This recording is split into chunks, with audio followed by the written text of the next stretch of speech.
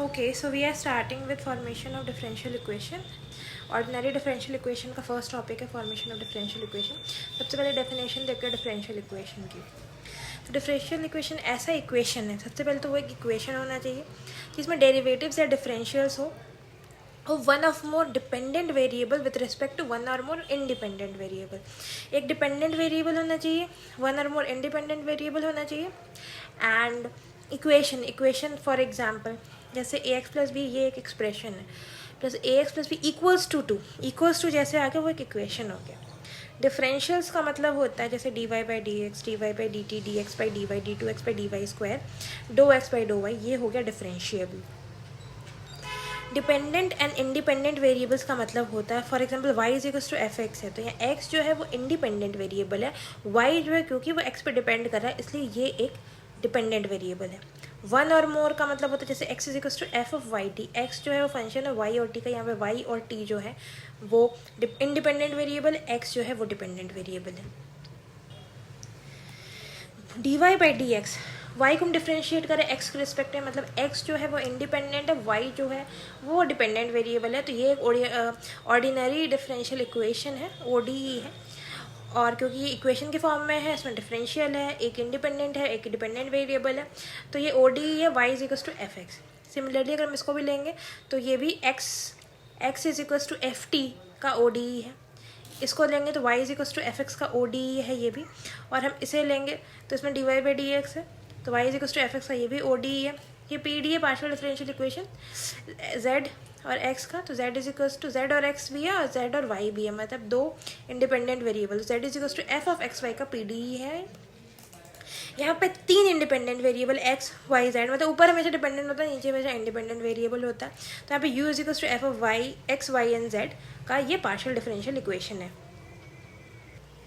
Ordinary differential equation और partial differential equation में सबसे पहले डेफिनेशन देखते हैं. ऑर्डिनरी डिफरेंशियल इक्वेशन का मतलब एक ऐसा इक्वेशन जिसमें डेरिवेटिव्स हो with respect to only one independent variable. अगर इंडिपेंडेंट वेरिएबल वन है तो ओडीई होगा, और अगर independent variable more than one है तो वो पीडीई होगा, जैसा कि हमने इससे पहले ये दो एग्जाम्पल्स में देखा था. इसमें क्योंकि वन इंडिपेंडेंट वेरिएबल इसलिए ओडी है, इसमें क्योंकि दो इंडिपेंडेंट वेरिएबल है, इसमें तीन इंडिपेंडेंट वेरिएबल इसलिए ये दोनों पीडीई है. और इसलिए डिफरेंशियल इक्वेशन हमेशा दो तरह का होता है, एक होता है ऑर्डिनरी जिसमें एक इंडिपेंडेंट वेरिएबल होगा, और दूसरा होता है पार्शियल जिसमें मोर देन वन इंडिपेंडेंट वेरिएबल होता है. फिर हम देखते हैं डिग्री का बेसिकली मतलब होता है, नहीं पहले देखेंगे ऑर्डर का बेसिकली मतलब जो हाईएस्ट डेरिवेटिव होता है, मतलब जैसे D Y by D X है फर्स्ट ऑर्डर डेरिवेटिव है, D two Y by D x square ये सेकेंड ऑर्डर डेरिवेटिव है. तो जो ये जो पावर होता है ना D N Y upon D X N, ये जो होता है ना, ये जो एन होता है ये होता है ऑर्डर. और किसी भी डिफरेंशियल इक्वेशन का हाईएस्ट ऑर्डर जो सबसे हाईएस्ट होता है उसे हाईएस्ट डेरिवेटिव होता है उसे हम ऑर्डर बोलते हैं. ठीक है, तो सबसे पहले हम ऑर्डर देखते हैं इन सारे डिफरेंशियल इक्वेशंस का. तो यहाँ पे D Y by D X है तो ऑर्डर हो गया वन. इसमें हम देखते हैं कि सबसे बड़ा है D four X by D T four, तो इसका ऑर्डर हो गया फोर. इसमें देखते हैं D Y by D X है, D Y by D X है तो इसका ऑर्डर हो गया वन. ठीक है, D two Y by D x square है, ठीक है, D Y by D X है तो इसका ऑर्डर हो गया सेकंड ऑर्डर है, जिसका ऑर्डर हो गया टू. यहाँ पे हम देख रहे हैं D cube Z by D Y cube है, यहाँ D two Z by D x square है तो इसका ऑर्डर हो गया थ्री. यहाँ पे तीनों ही टू टू टू है सेकेंड डेरिवेटिव है, तो सेकेंड हो गया इसका ऑर्डर. अब देखते हैं डिग्री. तो डिग्री में क्या होता है, सबसे पहले तो हमारे पास एक डिफरेंशियल इक्वेशन होना चाहिए.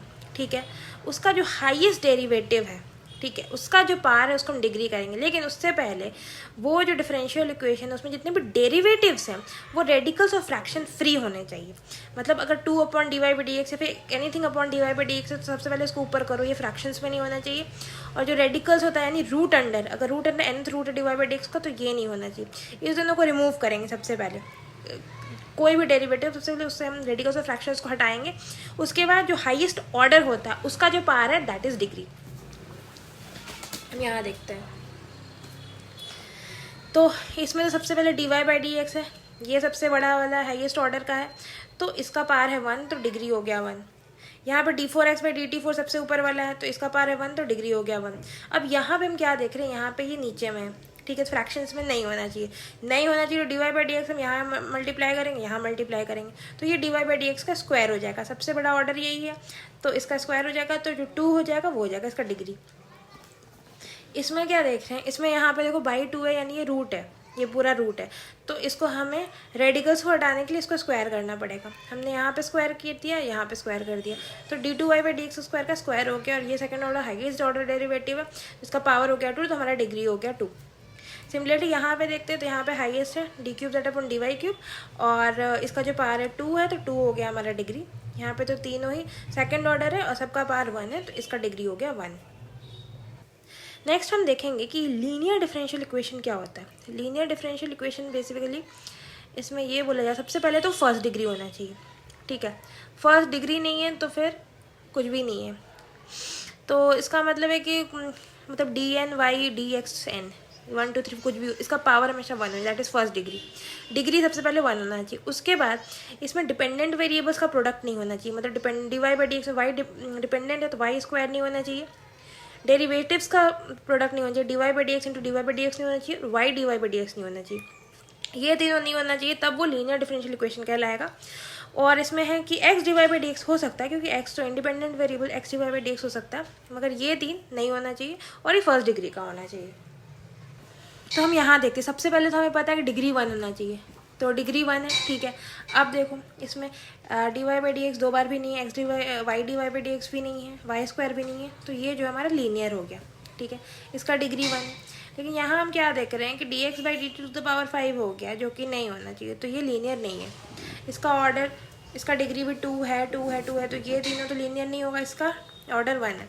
और यहाँ पे भी हम क्या देख रहे हैं कि यहाँ पे इंडिपेंडेंट वेरिएबल का प्रोडक्ट नहीं है, डिपेंडेंट वेरिएबल इंटू डेरिवेटिव्स का प्रोडक्ट नहीं है, तो इसका मतलब ये भी जो है वो लीनियर है। सोल्यूशन और इंटीग्रल्स, किसी भी डिफरेंशियल इक्वेशंस का जो सोल्यूशंस होता है वो कैसे जो होता है वो डिफरेंशियल इक्वेशन को सेटिस्फाई करना चाहिए। फॉर एग्जांपल मानो y=mx जो है, मानो ये एक डिफरेंशियल इक्वेशन है, x dy/dx माइनस y=0, ठीक है। और इसका जो सोल्यूशन हम मानते हैं y=mx है, ठीक है। तो y=mx को जब हम इसमें पुट करेंगे, फॉर एग्जांपल हमने इसको डिफरेंशिएट किया, ठीक है। जब हम इसको डिफरेंशिएट करेंगे, ये हमारे पास एक डिफरेंशियल इक्वेशन है, ठीक है। तो हमने क्या किया, हम इसको सॉल्व करने की कोशिश करते हैं, ठीक है। और मानो ये इसका सोल्यूशन है, तो dy/dx के जगह हम dy/dx रखेंगे, इसको डिफरेंशिएट करेंगे। dy/dx कितना हो जाएगा, dy/dx हो जाएगा m, तो xm, ठीक है। और y की जगह mx माइनस mx, तो ये हो गया 0, ठीक है। इसका मतलब ये जो है इसको सेटिस्फाई करता है, इसलिए ये जो है इसका सोल्यूशन है। m जो है वो आर्बिट्ररी कांस्टेंट है, जिसको पैरामीटर भी बोलते हैं, उसको हम ऐसे ब्रैकेट m करके डिनोट करते हैं। और ये फिक्स नहीं होता, ये अपना वैल्यू चेंज करते रहता है। जैसे फॉर एग्जांपल हम अगर किसी भी चीज़ को x² जैसे होता है ना, x dx करके ये करते हैं ना, तो x²/2 प्लस c ऐसे आता है इंटीग्रल, तो ये जो c है वही आर्बिट्ररी कांस्टेंट है, ये अपना वैल्यू चेंज नहीं करता। अब है कि मानो हमारे पास ऐसा इक्वेशन है, ठीक है, कि कोई भी इक्वेशन दे दिया कि हमें इसे डिफरेंशियल इक्वेशन बनाना है, तो उसको बनाने के लिए कुछ रूल है, ठीक है। इसमें सबसे पहले मानो एक c प्लस c मान लेते हैं, ठीक है। और c m है जो है वो, c जो है फिक्स्ड कांस्टेंट है और m जो है आर्बिट्ररी कांस्टेंट, मतलब जो चेंज होता है। तो इसमें 3 चीज़ें हमें ध्यान रखनी। सबसे पहले तो ये कि जो फिक्स्ड कांस्टेंट है उसे हमें नहीं हटाना है, जो आर्बिट्ररी कांस्टेंट है उसे हमें हटाना है, और जितना नंबर ऑफ आर्बिट्ररी कांस्टेंट होता है वही ऑर्डर होता है डिफरेंशियल इक्वेशन का, ठीक है। डिफरेंशियल इक्वेशन में कभी भी आर्बिट्ररी कांस्टेंट या पैरामीटर्स नहीं होते, और जितना भी नंबर ऑफ पैरामीटर्स होता है वही उसका ऑर्डर होता है, मतलब उतने टाइम्स हमें उसको ये डिफरेंशिएट करना होता है, और हमें फिक्स्ड कांस्टेंट नहीं हटाना होता। जैसे हम यहाँ पे देख सकते हैं फैमिली ऑफ कर्व्स, ये जैसे x minus h square plus Y minus k square to are square, ये है ना कर्व, ये जो है सर्कल का इक्वेशन है जिसका सेंटर एच के पे और रेडियस आर है। अब मानो इसमें हम मानते हैं कि r पैरामीटर है, अगर इसमें r पैरामीटर होगा तो ये जो इक्वेशन होगा सारे सर्कल्स का होगा जिसमें h और k सेंटर होगा, ये सर्कल बन जाएगा। दूसरा है जिसमें अगर h और k पैरामीटर होगा, तो इसका मतलब जितने भी सर्कल बनेंगे इसमें इसका सेंटर तो अलग अलग होगा लेकिन रेडियस r ही होगा। या फिर हम h k r तीनों ही पैरामीटर ले सकते हैं, तो ये इस दोनों का कॉम्बिनेशन हो जाएगा, वो हो जाएगा ये फैमिली ऑफ सर्कल्स। अब कुछ क्वेश्चन सॉल्व करते हैं। फॉर एग्जांपल y=mx + c, जहाँ पे m और c जो दोनों ही हैं, दोनों ही पैरामीटर्स हैं, ठीक है। तो उसका मतलब हमें एम और सी दोनों हटाना है, और क्योंकि एम और सी 2 पैरामीटर है मतलब इसका ऑर्डर 2 होगा। तो हमने d Y by D x किया इक्वल्स टू एम आया है, ठीक है। फिर हम इसको d Y by D x दोबारा करेंगे, d two Y by D x उसका इक्वल्स टू 0। तो ये हो गया इसका इक्वेशन, दैट्स इट। इसको एक और तरीके से हमने बनाया है लेकिन इसकी ज़रूरत नहीं है। इसमें हमने क्या किया, ये जो d Y by D x equals to m आया है ना, तो एम की जगह हमने यहाँ पर d Y by D x रख दिया, ठीक है। अब इसको हमने दोबारा से डिफ्रेंशिएट किया, दोबारा से डिफ्रेंशिएट करेंगे तो ये आ जाएगा x d two y d x equals to 0, मगर क्योंकि एक्स नॉट इक्वल्स टू 0 तो ये इक्वल्स टू 0 होगा। फिर यहाँ पे एक सोल्यूशन सॉल्व करने के लिए बोला गया है, ये विल डू इट लेटर, अभी मैंने यहाँ पे सॉल्व नहीं किया। अच्छा क्वेश्चन है, X minus H whole square plus Y minus K whole square equals to are square. इसको 3 तरीके से सॉल्व करना है, जहाँ पे आर पैरामीटर है, दूसरे में एच और के पैरामीटर है, तो इसमें एच के और आर तीनों ही पैरामीटर है। अब हम यहाँ पे देखते हैं, ये भी एक अच्छा क्वेश्चन है। Y is equals to A E to the power X और B E to the power minus X into, और ए और बी जो है इसमें पैरामीटर है, ठीक है। सबसे पहले हम D Y by D X करेंगे तो हमारे पास A E to the power X minus B E to the power minus X आएगा, ठीक है। उसके बाद हम क्या करेंगे, इसको दोबारा से डिफ्रेंशिएट करेंगे, क्योंकि हमें पता है कि 2 पैरामीटर है तो हमें 2 बार इसको डिफ्रेंशिएट करना पड़ेगा। D two Y by D x square करेंगे तो A to power X B to power minus X आ जाएगा, ठीक है। तो अब क्या देख रहे हैं कि ये जो सेम रिपीट हो गया, तो इसकी जगह हम वाई डाल देंगे, तो d two Y by D x square minus y equals to 0। मतलब इस तरह के काफ़ी क्वेश्चन तो आएंगे जिसमें अगर आप 2 बार करोगे, जिसमें साइन और कॉस रहेगा उसमें तो डेफिनेटली इस तरह का आता है कि आप 2 बार डिफ्रेंशिएट करो और वो एलिमिनेट हो जाएगा। Next question is, find the differential equation of the family of curve y is equals to e to the power mx where m is arbitrary constant। तो जब भी हम ऐसे क्वेश्चंस को सॉल्व करेंगे, सबसे पहले तो हम क्या करेंगे, इस तरह से लिखना है, that given equation is y is equal to e to the power mx। फिर हम क्या करेंगे, by applying log on both side, दोनों साइड हमने लॉग लगाया। Now differentiating with respect to us on both sides, then 1 by y is equals d Y by D x is equals to m, ठीक है। अब हम क्या करेंगे, 2 और 3 से कंबाइन करेंगे, m की वैल्यू इसमें पुट करेंगे तो ये ऐसा कुछ आ जाएगा, log y is equals to 1 by y d Y by D x x. इसको अरेंज करेंगे एंड यहाँ पे लिखेंगे which is required OD of the given curve. Again दूसरा है, find the differential equation of the family of concentric circles, या फिर इसका यहाँ पे a जो है एक आर्बिट्रेरी कांस्टेंट है, ठीक है। अब हम क्या करेंगे, इसको सबसे पहले हमें पता है एक बार डिफरेंशिएट करना है क्योंकि एक ही आर्बिट्रेरी कांस्टेंट है। हमने एक बार इसको डिफरेंशिएट किया, a चला गया, 2 कैंसिल कर दिया, x plus y d Y by D x equals to 0 which is the required OD of the circle equation. ये इंटरेस्टिंग क्वेश्चन है, ये है एक सर्किल का डिफरेंशियल इक्वेशन फाइंड आउट करना।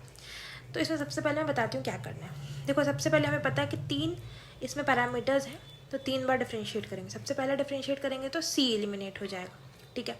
फिर जब हम दोबारा डिफरेंशिएट करेंगे तो हमारे पास हमारा a गायब हो जाएगा, हमारे पास बस b बच जाएगा, ठीक है।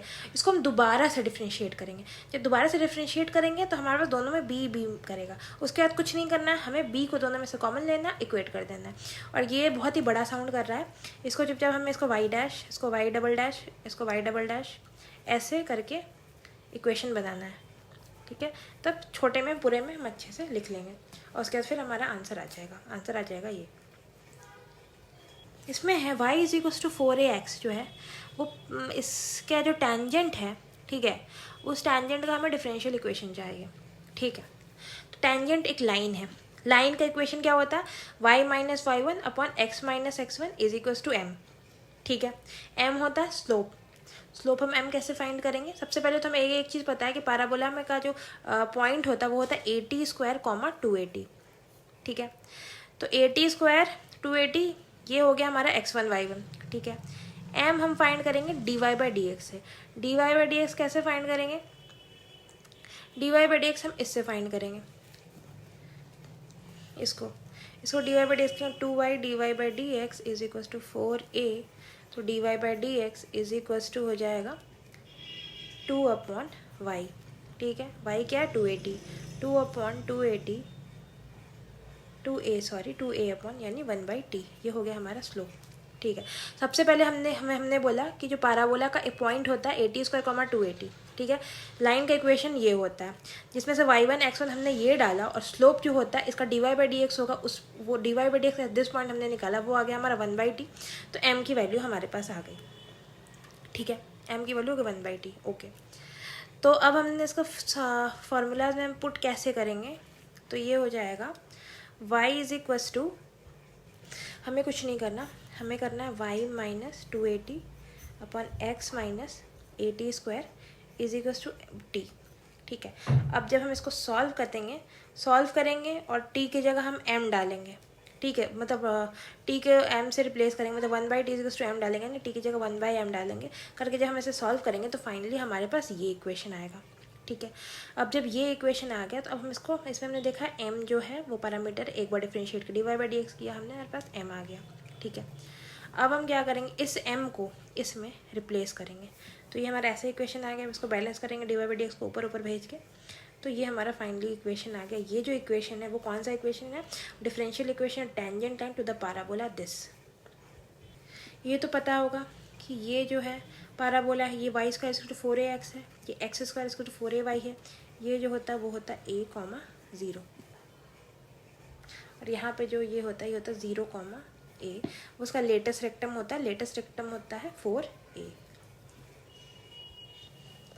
एक क्वेश्चन ये भी है, अगर ax square plus by square is equal to 1, अगर इसको सॉल्व करना हो तो सबसे पहले हम क्या करेंगे, सबसे पहले तो हमको पता है a और b, ठीक है, इस दोनों को रिमूव करना है और 2 बार डिफ्रेंशिएट करते हैं। हमने एक बार डिफ्रेंशिएट किया तो हमें ये मिला ax plus by is equal to 0।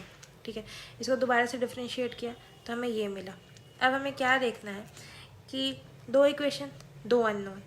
ठीक है, तो यहाँ पे a का कोफिशिएंट, यहाँ पे b का, a का कोफिशिएंट x, a का कोफिशिएंट 1, b का कोफिशिएंट y डैश, b का y dash plus y dash square is equal to 0।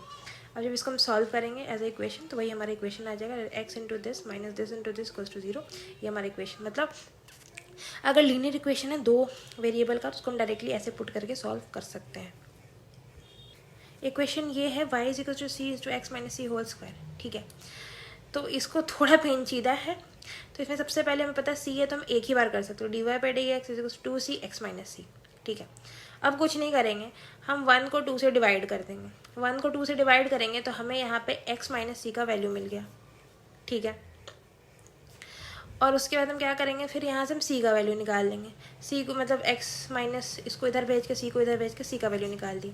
हमारे पास c का वैल्यू, हमारे पास x माइनस c का वैल्यू, इस दोनों वैल्यू को हम इसमें पुट कर देंगे तो हमारे पास ये आ गया। Finally this is the required ODE। फिर यहाँ पे बोल रहा है find the differential equation of all circles that passes through origin and centre on x axis. तो ये सर्कल का इक्वेशन है। ठीक है, पासेस थ्रू ओरिजिन तो 0, 0, x 0 और y 0 होगा, सब 0 करेंगे तो c इज इक्वल टू 0 आ जाएगा। ठीक है, तो ये हमारा एक हो गया। और सेंटर ऑन x, सेंटर होता है -g minus f, centre on x axis तो यानी y इज इक्वल टू 0 यानी -f इज इक्वल टू 0 यानी f इज इक्वल टू 0, तो हमने यहाँ f0 कर दिया। तो ये हमारा इक्वेशन है। अब इसको सॉल्व करना है, इसमें एक ही पैरामीटर है तो हमें बस एक ही बार इसको डिफरेंशिएट करना है। एक बार डिफरेंशिएट किए हमारा ये वैल्यू आ गया। अब यहाँ से 2g का वैल्यू उठाएंगे और इसमें पुट कर देंगे, तो ये हमारा आ गया डिजायर्ड डिफरेंशियल इक्वेशन। फिर एक है find the differential equation of all parabolas with latus rectum 4n axis parallel to y axis. तो यही हो गया, सबसे पहले axis parallel to y axis यानी दिस वन।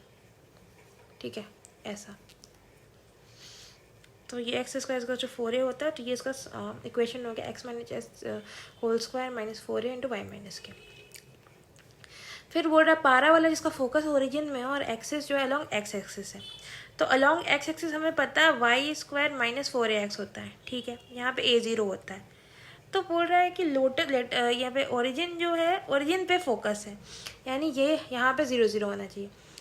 तो इसका मतलब हमें इसको पीछे खींचना है। जब हम इधर खींचते हैं तो हमें माइनस करते हैं, जब हम इधर खींचते हैं तो प्लस करते हैं, इसलिए y square 4ax plus a हो गया।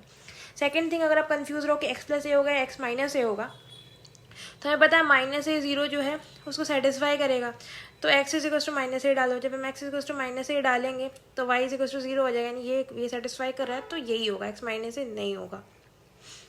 फिर एक और है कि all conics not cones, all conics whose axis coincide with the coordinate axis, coordinate axis में तो x y से coincide करता है, उसका एक डिफरेंशियल इक्वेशन निकालना है। ठीक है, तो सबसे पहले उसका इक्वेशन होता है x square plus a y square plus b is equal to 0। बस ये याद कर लो और फिर इसको डिफरेंशिएट करके निकाल लेना।